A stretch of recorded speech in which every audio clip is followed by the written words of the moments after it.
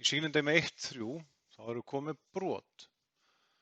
Þessi hérna lína segja okkur að við séum með brot eða deilingu hvernig sem við lítum á þetta.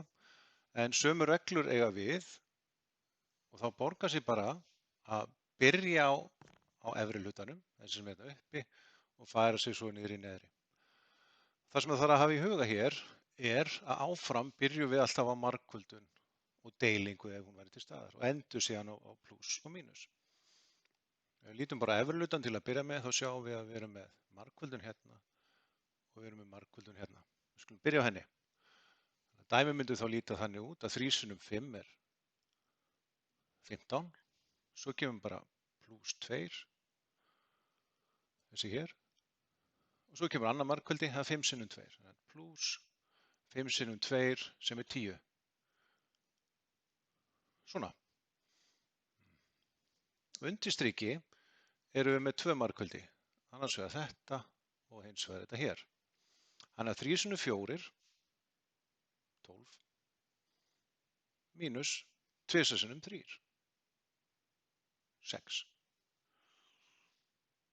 Og núna getum við einfaldað sem sagt bara út frá plús og mínus. Við búum með alla deilingu eða margföldun og þetta myndi þá líta þannig út að 15 plús 2 plús 10 er 27. Svona.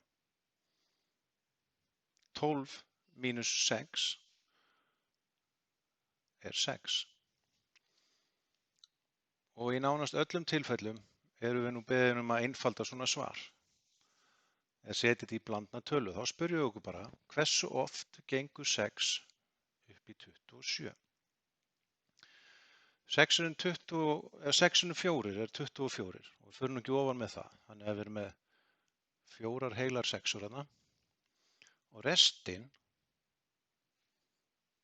sem sagt frá 24 og upp í 27 eru 3.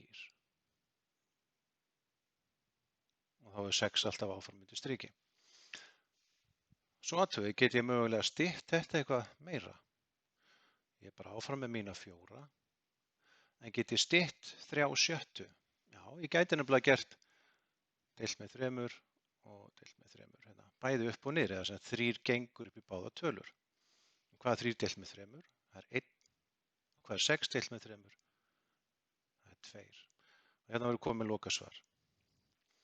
En í öllu þessu er mjög mikilvægt að kunna margföldunartöflunar. Sérstaklega þegar við erum að stytta brot af því að sumar reiknivélar eiga mjög erfitt með að breyta þessu fyrir okkur í eitthvað annað en það er. En rétt svar 4,5.